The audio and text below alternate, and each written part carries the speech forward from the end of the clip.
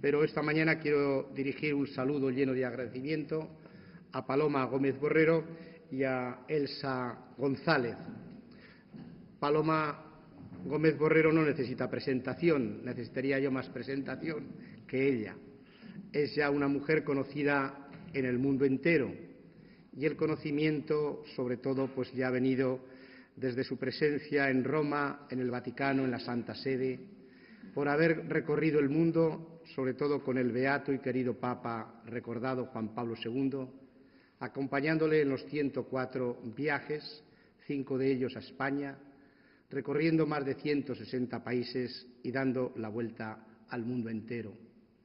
Su voz, su alegría, su humor, el conocimiento profundo que tiene de toda la realidad hace que Paloma Gómez Borrero sea una voz y un rostro que entra en nuestros hogares y entra en nuestros corazones. Por eso le queremos agradecer su presencia aquí esta mañana en esta diócesis de Santander que peregrina en Cantabria y en el Valle de Mena. Y le queremos decir que siga adelante transmitiendo siempre buena noticia, buena nueva, la buena noticia que es Jesucristo, el Hijo de Dios que alegra el corazón de todas las personas. También pues dar la más cordial bienvenida, ya estuvo el año pasado entre nosotros, a doña Elsa González, que como saben pues es presidenta de la Federación de Asociaciones de Periodistas de España y también redactora jefe del área social de la cadena COPE. Es la que cubre pues muy hábilmente, que no es fácil, la información de la Casa Real y más en un año salpicado, como sabéis, de contratiempos, y lo hace con esa serenidad y ese equilibrio para informar puntualmente a todos los españoles y a todos los que quieran oír a través de las ondas de COPE. La finalidad de nuestro encuentro es sencilla, tener un espacio para formarnos mejor, porque esta es una de las tareas fundamentales de los comunicadores, la formación y la formación, y también convivir entre nosotros. Y, por supuesto, pues cercana ya la Navidad, también podérnosla felicitar en el Señor y de todo corazón. Como obispo y pastor de la diócesis, pues entono un himno de acción de gracias, bendigo y alabo a Dios, fuente de todo bien. Él está en el comienzo, en el centro y en el destino de nuestros caminos.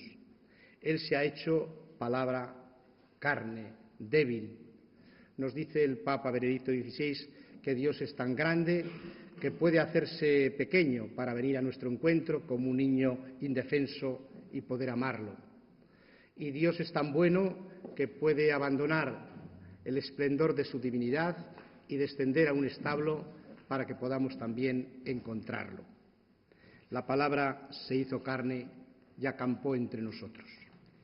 Popular Televisión de Cantabria es un servicio público de comunicación, de iniciativa social, con mayoría de participación, como sabéis, de nuestra diócesis de Santander y que tiene el ámbito de irradiación en todo Cantabria.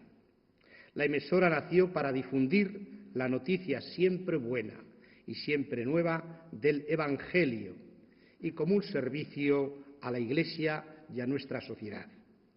Fiel al mandato recibido de su Señor de ir por todo el mundo a anunciar el Evangelio y más en esta hora de nueva evangelización para la transmisión de la fe en el año de la fe, la Iglesia ha utilizado siempre los medios a su alcance para cumplir su misión, sobre todo la palabra, la escritura, el pergamino, el libro, la imprenta, la prensa, la radio, la televisión, el cine, Internet. Y acaba de inaugurar el Papa Benedicto XVI Twitter con esos preciosos mensajes que ya pues están seguidos por más de 1,5 millones. Los medios de comunicación social han alcanzado tal importancia que para muchos son el principal y casi único instrumento de formación y de información, de orientación e inspiración para los comportamientos morales de los individuos, de las familias y de la propia sociedad.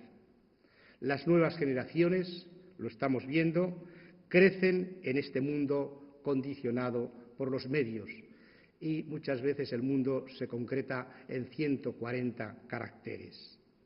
Popular Televisión de Cantabria se propone ser una televisión generalista, dirigida a todos los públicos, ofreciendo el producto de calidad técnica, humana y cristiana que requiere un sector amplio de la población de Santander y de Cantabria. Caben en ella todos los temas que afectan al hombre, porque nada que sea verdaderamente humano tiene que ser ajeno del creyente y del cristiano. La religión, la fe, la educación, la cultura, la política, la economía, el turismo, el deporte, pero todo ello tratado con dignidad humana y a la luz de los valores de la doctrina social de la Iglesia y del Evangelio de nuestro Señor Jesucristo, que es gran humanizador. Los compromisos de Popular Televisión de Cantabria son, entre otros, servicio a la verdad, que es la que nos hace libres, como dice el Señor, la verdad os hará libres. El rigor y la calidad profesional, porque, aunque trabajemos en un medio, diríamos, de Iglesia, se nos exige que seamos buenos profesionales, como decía también el cardenal Herrera, que era de aquí, de nuestra tierra, de Santander. Promoción de los valores del humanismo cristiano, servicio a nuestra sociedad, programación religiosa y vinculada a la Iglesia católica, que es universal, que no tiene fronteras. La Iglesia siempre nació ya desde Pentecostés con vocación de universalidad. E información de nuestra propia vida de Iglesia diocesana, que está en comunión con la Iglesia universal y que peregrina en esta tierra y en este pueblo, y dar cabida a todos los organismos, instituciones diocesanas como Cáritas, sobre todo en este momento tan importante de crisis económica, a Manos Unidas, a las asociaciones, a los movimientos, a las comunidades religiosas, también a las de vida contemplativa. Antes de venir esta mañana he saludado a 4 comunidades de vida contemplativa y cómo rezan por nosotros, cómo piden por el mundo y cómo están siendo el sostén de nuestra sociedad. En estos momentos de crisis económica que estamos todos padeciendo, quizá alrededor nuestro, miembros de nuestras familias, y que hemos de afrontar entre todos con esperanza, con realismo, con justicia y con caridad, porque la caridad es la plenitud de la justicia, Popular Televisión de Cantabria debe contribuir a que haya este aire y este ambiente de esperanza y de alegría.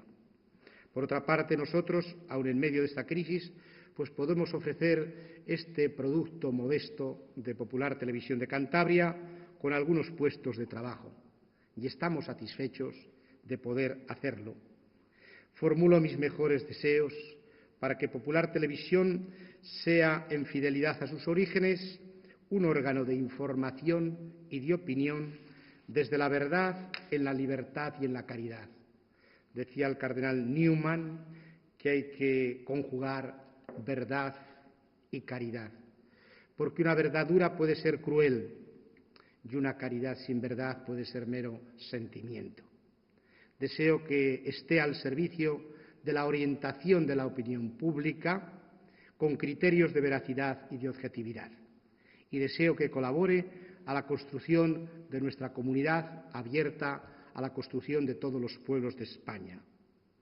A todos los dirigentes que estáis aquí, trabajadores, colaboradores de Popular Televisión de Cantabria, os quiero expresar mi más sincero reconocimiento y mi más profunda gratitud. Y cercana ya la Nochebuena, desde la ardiente espera del Adviento, os deseo a todos una feliz Navidad, que es fiesta de gozo y de salvación. Muchas gracias.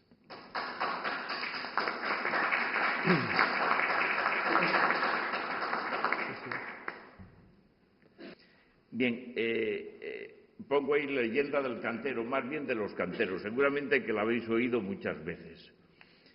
Dicen, no sé si es realidad o es leyenda en cuento, pero dicen que un señor pasaba por una cantera donde estaban trabajando los canteros.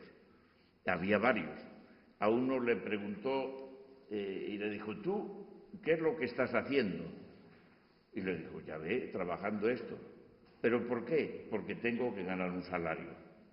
A otro le preguntó, ¿tú qué estás haciendo? Trabajando la piedra. ¿Y qué quieres hacer con esto? Quiero hacer una obra de arte. Y al tercero le preguntó, ¿tú qué es lo que pretendes? ¿Para qué trabajas? Dice, yo estoy colaborando en hacer una catedral. Bien, son tres posturas, como veis, de cómo, bueno, pues podemos asumir nuestro trabajo y nuestra situación en el mundo. Sin duda alguna son tres posturas, las tres legítimas, no vamos a decir que no, pero distintas. Ganar un jornal es muy bueno, sin duda alguna, y es laudable. Ojalá hoy todo el mundo pudiera ganar un jornal, es verdad, y desarrollarse a sí mismo y colaborar en el desarrollo de la sociedad. Es un nivel, es verdad. Otro nivel, sin desechar el anterior, por descontado, es aquel que hace de su trabajo una obra de arte. El cantero, pues a lo mejor una estatua o una piedra de sillería, etcétera, es muy bueno. Es decir, el arte es una dimensión del ser humano, del espíritu humano, y eso es muy bueno. Refleja lo mejor de nosotros mismos. Pero hay un tercer nivel que, repito, no excluye a los anteriores, y es el que expresa aquel que dice yo estoy colaborando en una catedral. Por tanto, por descontado, el trabajo es duro, de vez en cuando saldrán estrías de la piedra que herirán, porque el oficio del cantero es así. Las manos, no sé si las habéis visto alguna vez, la del cantero, ahora se trabaja con guantes o con máquinas, pero antes era a base de escoplo y martillo, ¿no? Bueno, pues a veces saltan chispas y saltan esquilas que se graban, que se clavan mejor en la carne. Pues bien, este último, ¿qué estaba haciendo? Del trabajo estaba haciendo una alabanza a Dios, un monumento de arte, por descontado, pero también un monumento que habla de Dios, que hace presente a Dios en medio de los hombres.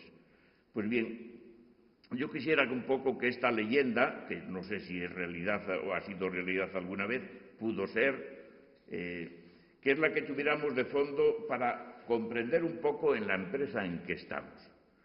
Una empresa que sin duda alguna tiene sus peculiaridades. No tiene un fin lucrativo, no pretendemos ganar dinero, que la cuenta de resultados sea positivo con tal de cubrir gastos suficiente, y lo hemos expresado alguna vez. En segundo lugar, tampoco pretendemos ser el no va más allá en tecnología, etcétera. ¿Por qué? Porque no está tampoco en nuestro alcance. Pero sí quisiera que un poco... Buenos días, Manuel. Bienvenido, no te preocupes. Que tuviéramos en perspectiva esta finalidad, que no solamente es crear puestos de trabajo, que es honrado y sin duda alguna es laudable, que no solamente es hacer de las obras de vuestro trabajo, de nuestro trabajo, una obra de arte, sin duda, sino que también tiene esta tercera dimensión. ¿Y cuál es esta dimensión? Pues bien, lo sabéis porque está en el ideario de la televisión popular, y esto yo lo hemos comentado alguna vez. No voy ahora a repetirlo, pues para no cansaros, pero sí recordar lo que en síntesis ha dicho don Vicente. Es de inspiración católica y pues tiene como finalidad y objetivos, primero, ser un servicio referente a la verdad en el panorama de los medios de comunicación de Cantabria, pero segundo también, que es muy importante, es colaborar en la evangelización y en la presencia eclesial en la sociedad. En el ideario se recoge una cita de un documento para una pastoral de la cultura que dice: las emisoras católicas, habla de radio, de televisión, etcétera, aun siendo modestas, desempeñan un papel no prescindible en la evangelización de la cultura y en la inculturación de la fe, en los dos sentidos, evangelización de la cultura, pero también encarnar la fe en una cultura determinada. Bien, pues eso es un poco la perspectiva que tenemos, la catedral en la que estamos colaborando. Y conviene tener idea un poco de la totalidad para saber que nuestro trabajo tiene ese fin y esa, si queréis, dimensión. ¿Para qué? Pues para que seamos conscientes un poco de lo que trabajamos. A veces el día del trabajo pues puede ser duro, unos días se dará mejor, otros días peor, pero si tenemos esta perspectiva y de vez en cuando la evocamos y la hacemos aflorar en nuestra conciencia, sin duda alguna esos días tristes, oscuros, etcétera, a veces donde el desaliento se ceba en nosotros, pues emergerá y nos hará vivir la jornada con otra perspectiva. Bien, ¿cuál es la tarea de la Iglesia hoy? Y eso es importante tenerlo en cuenta. Pues ahí lo pongo, el número que viene el número 2, es la evangelización. La evangelización es lo que resume toda la tarea de la Iglesia. La Iglesia es una familia, una comunidad unida a Jesucristo, pero no para estar mirándonos a nosotros mismos, sino para ir al mundo, ir al mundo entero y anunciar ¿qué? El Evangelio. Eso es lo que tenemos que hacer en la Iglesia, no otra cosa. El Evangelio, que no son unos libros, el Evangelio es una buena noticia, como decía don Vicente, que es una persona, Jesucristo, no otra cosa.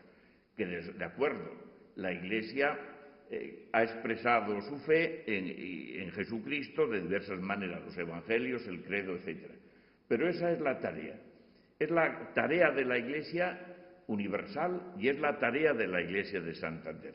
Me imagino que conocéis todos el plan pastoral de la diócesis 2009-2014. Y en esto estamos, en este plan de pastoral.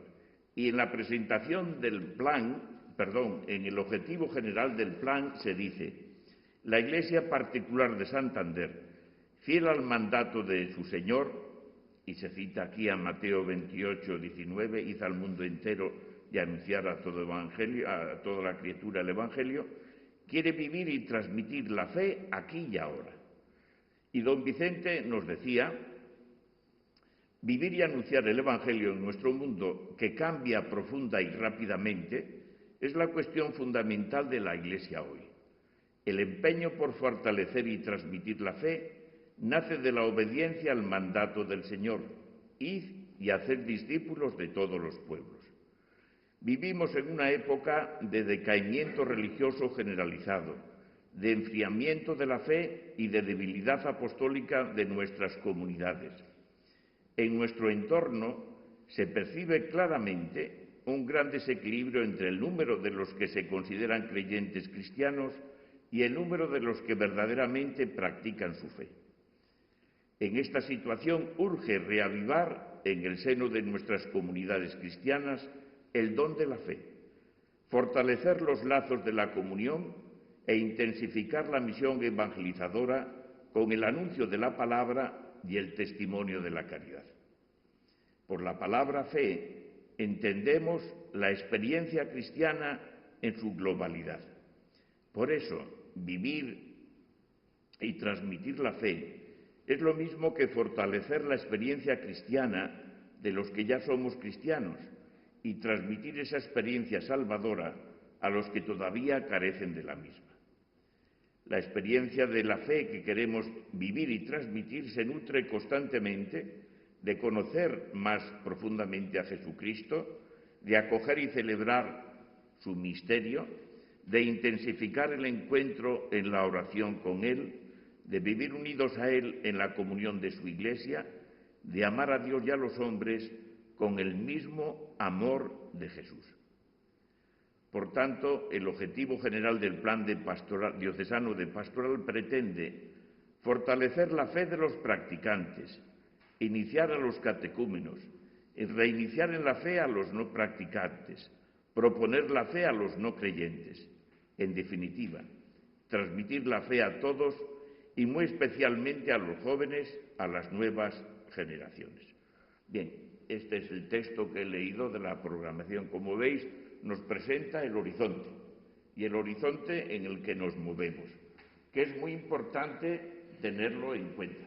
Lógicamente, el horizonte hay que tener en cuenta el contexto actual. Como se ha aludido al contexto actual, tanto en la munición de entrada que hacía Carolina, como también el que hacía don Vicente, con esa alusión a la matanza ayer en Connecticut, etcétera, y lo que estamos viviendo cada día, no voy a insistir. Solamente resaltar que ayer mismo lo veía yo en Internet, el Papa, si queréis podéis verlo, acaba de hacer, yo creo que presentar el mensaje para la Jornada de la Paz del día 1 de enero, ya sabéis que siempre es desde Pablo VI la Jornada de la Paz, y habla ahí un poco de ese contexto en el que nosotros vivimos, pero tanto a nivel político como a nivel económico, como a nivel social e incluso, lógicamente, como a nivel religioso. Bien, esto es un poco la perspectiva. Esta perspectiva, lógicamente, hoy es nueva, distinta de la de hace años. En la Iglesia comenzó a hablarse de evangelización desde siempre, pero en cada época esa evangelización se modula de una manera distinta. ¿Por qué? No porque el Evangelio sea distinto, el Evangelio de Jesucristo es el mismo ayer, hoy y siempre. Es la verdad siempre antigua y siempre nueva, no cambia, es el mismo. Pero sí cambiamos las circunstancias en las que vivimos los hombres. Y no solamente a un nivel técnico o científico y social, sino profundamente cultural. La cultura actual es totalmente distinta. Ya no estamos, por ejemplo, en una cultura marcada por el modernismo, estamos en el posmodernismo, incluso el posmodernismo ha sido superado en parte, y ahora estamos en ese, no sé, en ese stand-by, un poco esperando a ver qué sale, porque la situación es muy compleja. ¿Desde dónde se vive hoy? Pues mucha gente lo que vive después de los maestros de la sospecha, es decir, de Marx, de Freud y de Nietzsche, pues estamos en el nihilismo. Y estamos ese nihilismo que después nos lleva al relativismo. Y nos lleva al relativismo y nos lleva culturalmente un poco a quizás, pues no sé, muchos pasar de todo y otros creerse como si fuéramos nosotros los autores de nosotros mismos. En concreto, nos ha llevado a la sociedad y a la cultura a prescindir de Dios, o a vivir como si Dios no viviera. Todavía de esta mañana escuchaba yo en la COPE un comentario acerca de la ley, bueno, el anteproyecto de ley de educación, ¿no? Y la postura de algunos partidos en contra de la asignatura de religión, como expresión de ese no laicismo sano, sino de un laicismo beligerante en cuestión religiosa. Bien, ¿qué es la nueva evangelización? Pues la nueva evangelización es la tarea que tenemos hoy en la Iglesia. Tenemos que evangelizar siempre, pero en esta cultura y en esta nueva situación. De esto ha tratado la 13ª Asamblea General de los Obispos de todo el mundo. Ha tratado de esto, ¿por qué? Porque es el tema urgente que nos afecta a todos y que yo creo que tenemos que vivir y afrontar entre todos. Voy a hablar un poco, si algunas cosas, decir esto ya lo sabíamos porque es obvio, pues disculpad, pero bueno, yo creo que conviene de vez en cuando saber que es un sínodo, recordar que es un sínodo, etc. ¿Un sínodo qué es? Pues mirad, la palabra sínodo, que viene del griego sin odo, significa hacer camino juntos. Eso significa, no otra cosa. Es decir, ver juntos, caminar juntos. ¿Y caminar juntos cómo? Pues sintiéndonos acompañados, sintiéndonos apoyados y sintiéndonos también animados mutuamente. Pues bien, Es una institución que ha surgido en la Iglesia, bueno, siempre ha existido en la Iglesia, pero últimamente a nivel general ha surgido después del Concilio Vaticano II. En el año 1965, el 15 de septiembre, Pablo VI, recogiendo el sentir del concilio, instituyó por un motu propio apostólica solicitudo el Sínodo General de los Obispos. Es una asamblea de los obispos de todo el mundo, elegidos con diversos criterios. Por ejemplo, en el último, en España, han sido elegidos por la Conferencia Episcopal 3, que fueron en concreto el cardenal Rouco, don Ricardo Blázquez y don Adolfo González, el obispo de Almería, votados por los obispos. También don Vicente, pues como obispo, votó ahí.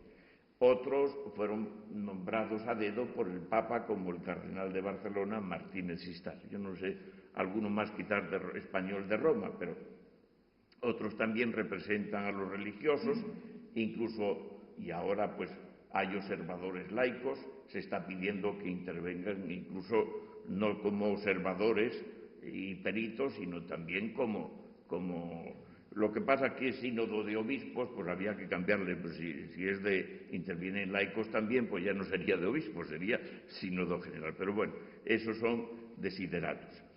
Bien, ¿cómo funciona un sínodo? Bueno, pues el sínodo, por descontado, se reúne últimamente con una periodicidad de 3, 4 años, depende. Por ejemplo, a veces un sínodo lo convoca un papa y lo realiza otro, porque la vida pues, está sujeta a...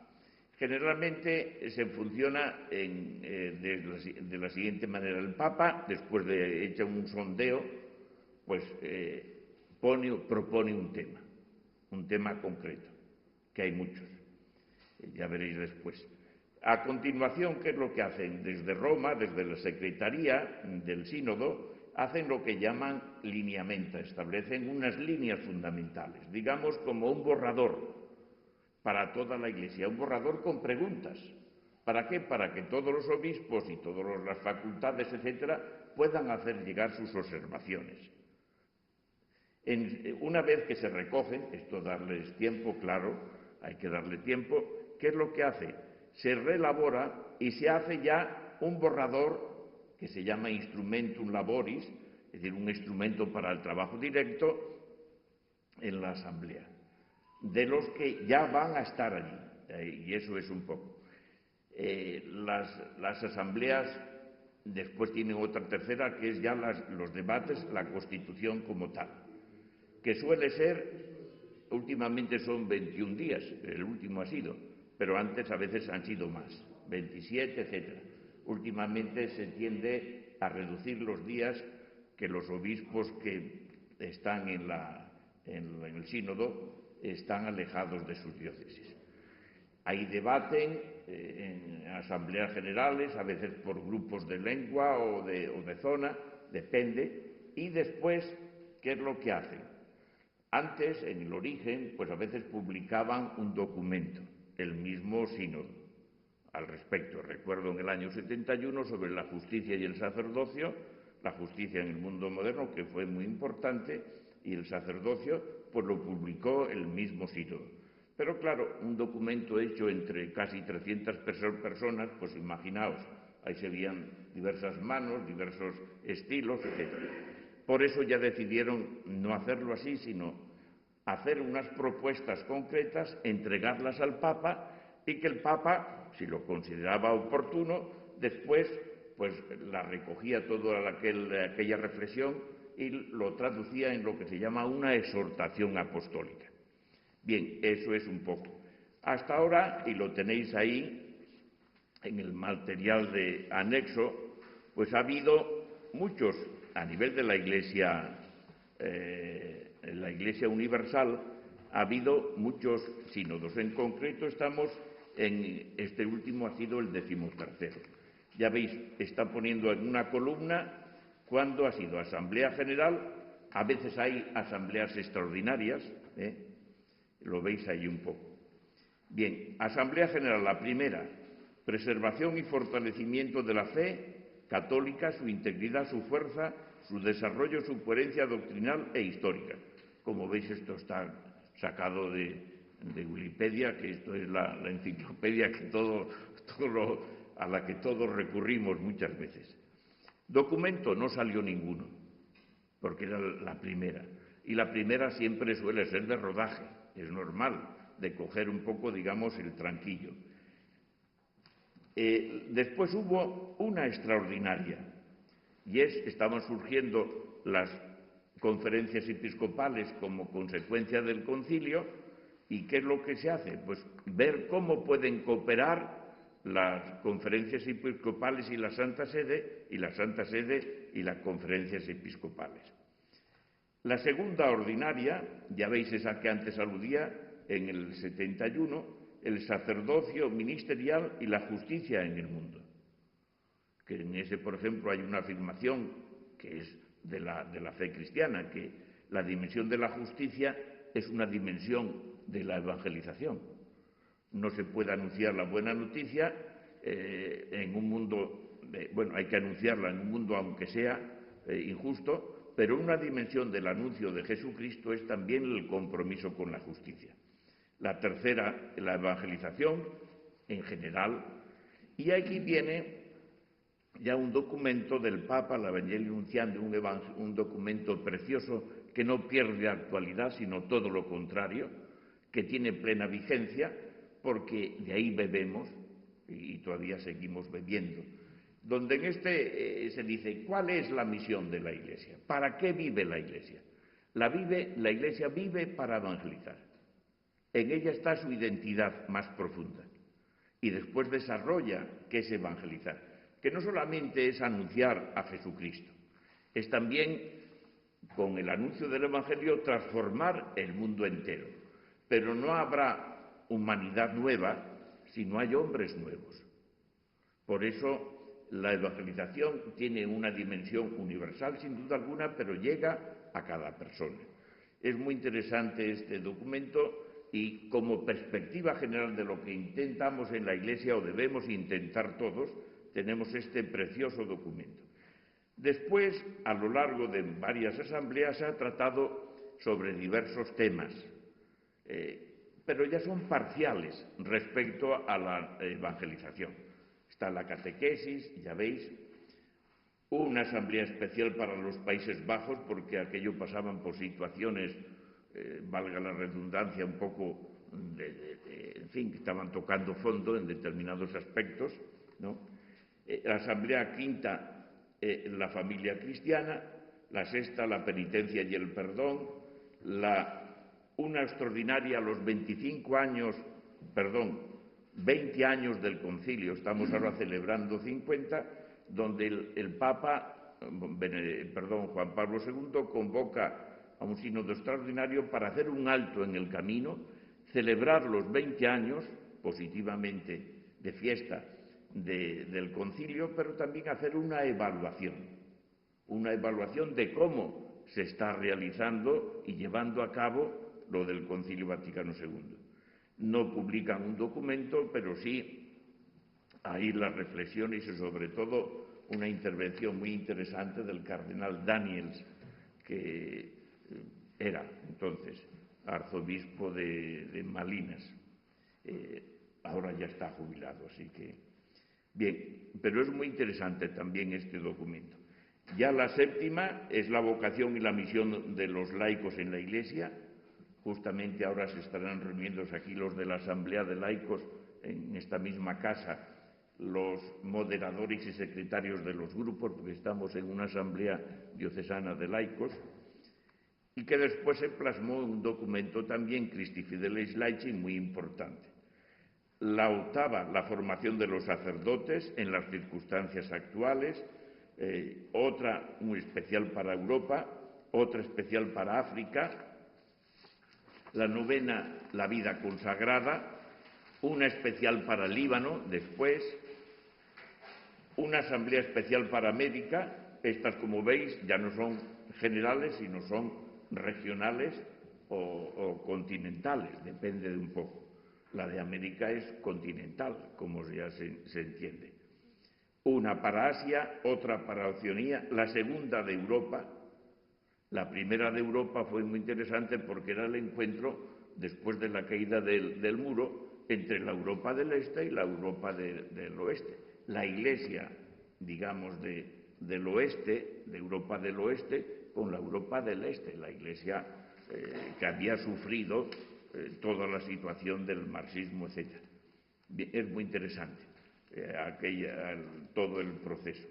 Después, ya veis, pasamos otra vez la décima y van tratando los laicos, los religiosos, ahora los sacerdotes, ahora los obispos. El obispo, servidor del Evangelio de Jesucristo para la esperanza del mundo. La undécima, la Eucaristía, fuente y culmen de la vida y de la misión de la Iglesia. La duodécima, que esta os sonará porque ya estaba más cerca, la palabra de Dios en la vida y en la misión de la Iglesia, que termina en la Verbum Domini, que ya es de Benedicto XVI.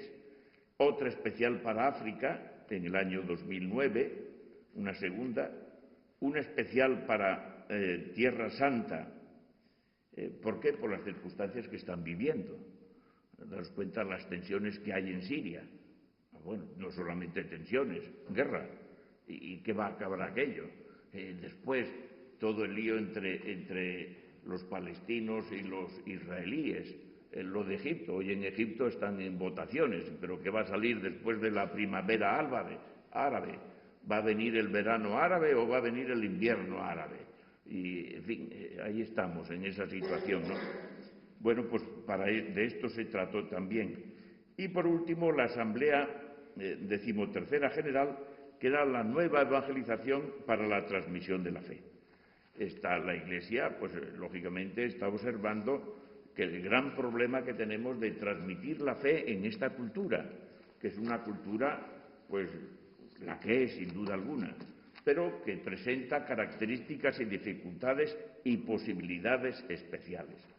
Pues bien, es un poco lo que he resumido. ¿Qué dijo este sínodo y cómo estuvieron en este sínodo los medios de comunicación social? Pues mirad, ahí lo tenéis los documentos siguiendo. Arriba pone, 13ª Asamblea Ordinaria, lineamenta. ¿Lo veis?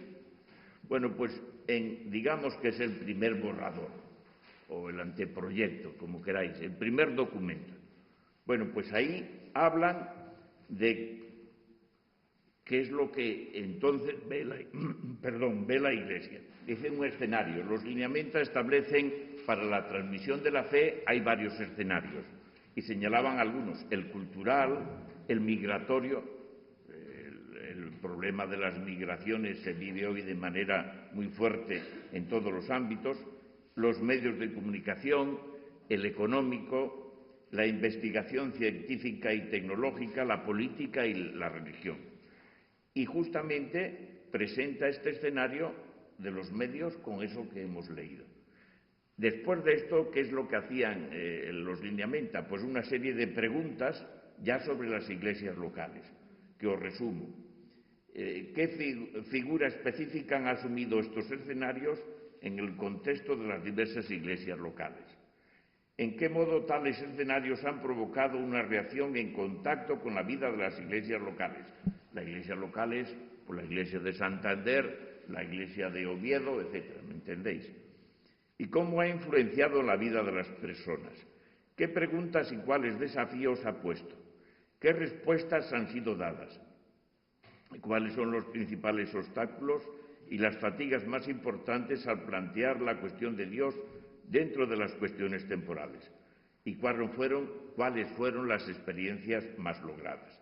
Bien, esto respondieron los obispos de todo el mundo y después se hizo una síntesis. Y la síntesis, ya con el instrumentum laboris, sobre eso trabajaron, es lo que viene a continuación, que son los números 59, 60 y 61. El 62 no, porque ya entra en otra cosa. Lo lees tú un poco, así cambiamos de voces. ¿Qué hacen? Pues en el mensaje también se habla de los medios, pero no vamos a leerlo esto. Solamente el último punto, que lo leo yo, que dice: la evangelización, lo tenéis en la página siguiente, la evangelización exige que se preste gran atención al mundo de las comunicaciones sociales, que son un camino, especialmente en el caso de los nuevos medios, en el que se cruzan tantas vidas, tantos interrogantes y tantas expectativas. Son el lugar donde en muchas ocasiones se forman las conciencias y se muestran los hechos de la propia vida. Es una oportunidad nueva para llegar al corazón de los hombres. Bien, cada uno de estos documentos merecería un estudio y destacar esto, lo otro, lo de más allá, pero no tenemos tiempo. Eso queda para deberes, como deberes para que cada uno profundice y saquemos las consecuencias. Al final de este decimotercer sínodo de obispos, en los cuales también estuvo presente en algunas ocasiones el Papa y a veces intervino, bueno, pues presentan una serie de conclusiones. En esa última página que tenéis, yo he hecho un resumen de por dónde van las propuestas que se han hecho públicas. Antes no se hacían públicas, pero con veredicto oficialmente. Antes se hacían públicas, lo sabéis, oficiosamente. Pero ahora ya es públicamente, se hace y oficialmente las conclusiones, que, repito, las entregan en el Papa y con todo el material anterior, pues él sacará, si Dios quiere, pues una exhortación apostólica, pues dentro de más o menos un año, por ahí más o menos. Bien, primero, las propuestas son de varias clases: naturaleza de la nueva evangelización, cómo distingue lo que es la nueva evangelización de otras formas de evangelización. Por ejemplo, la misión a dientes, es decir, donde no se ha oído hablar nunca de Jesucristo. Es una situación. Otra, la evangelización en las comunidades ya creyentes. Y la tercera, propiamente nueva evangelización, que, sobre todo en los países de vieja cristiandad, está orientada o la orientan para presentar de nuevo el Evangelio a aquellas personas que lo han dejado, o son cristianos que se han alejado por 50.000 causas, no vamos a entrar ahora en ellas. Entonces, eso sería propiamente el campo y el ámbito de la nueva evangelización. Daros cuenta, por referirnos en España, la penúltima encuesta del CIS al respecto, pues decía que católicos un 70%, pero practicantes en España, no me acuerdo si era 70 o 72, pero bueno, números redondos, pero practicantes al final solo un 20. ¿Dónde están los otros 50? Es decir, el otro 50%, que quizás solo tienen relación esporádica, puntual, ¿no?, u ocasional. ¿Y dónde está el otro 30%, pues de ateos, de otras religiones, etcétera? Porque la evangelización tiene que ir a todos.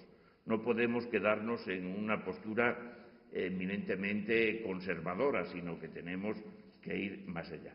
Bien, pues hablando después de diversas propuestas, viene ahí, en el número 6, recojo lo que dicen sobre los medios de comunicación social. El uso de los medios de comunicación social tienen un papel importante que desempeñar para alcanzar a cada persona con el mensaje de salvación. En este campo, especialmente en el campo de las comunicaciones electrónicas, es necesario que los cristianos convencidos sean formados, preparados y capacitados para transmitir fielmente el contenido de la fe y de la moral cristiana.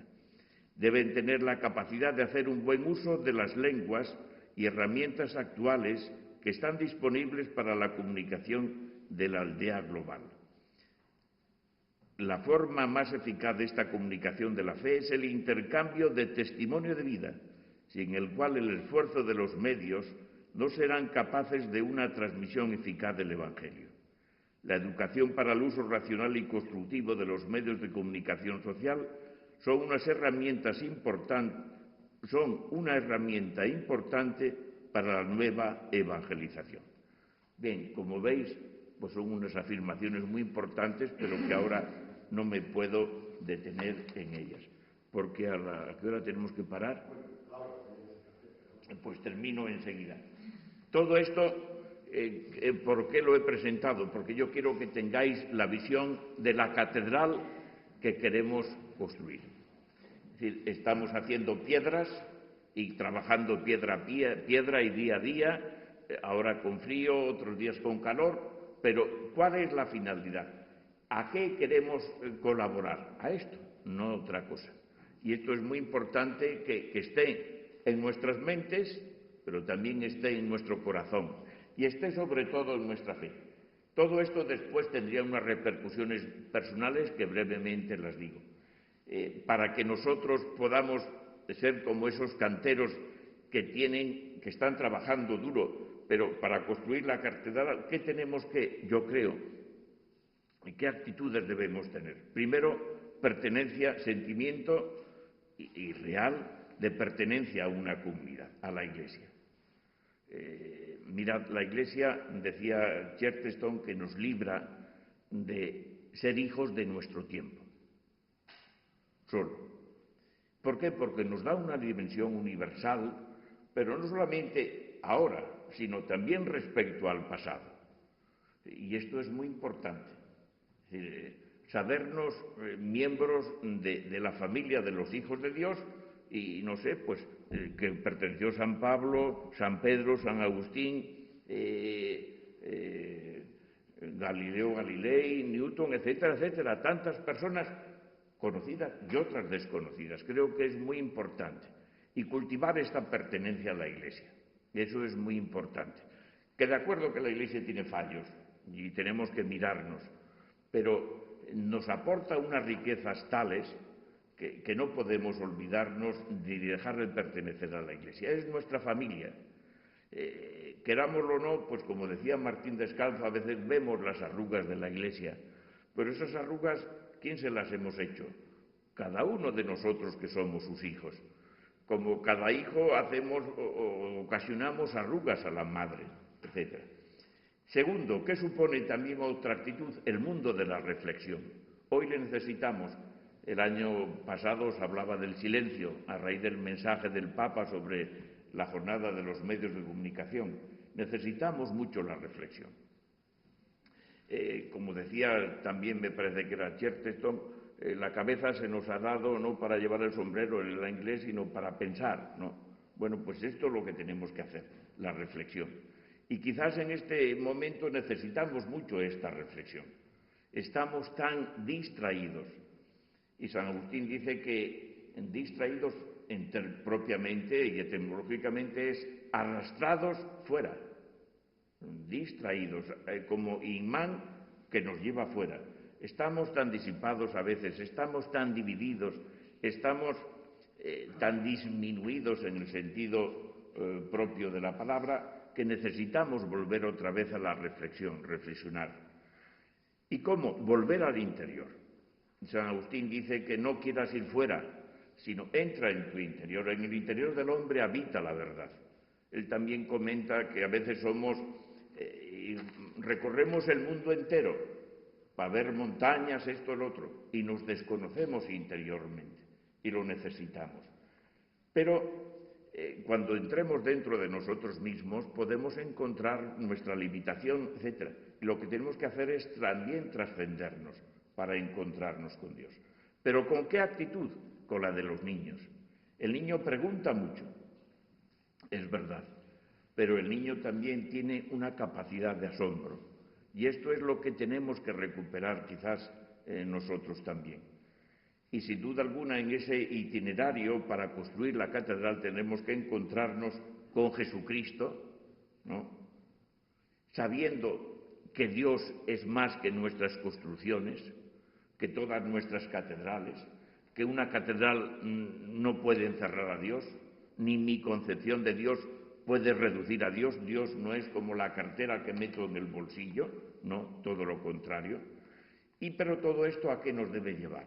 Lógicamente, a obrar la verdad, a actuar. Y a actuar, la verdad obra por la caridad.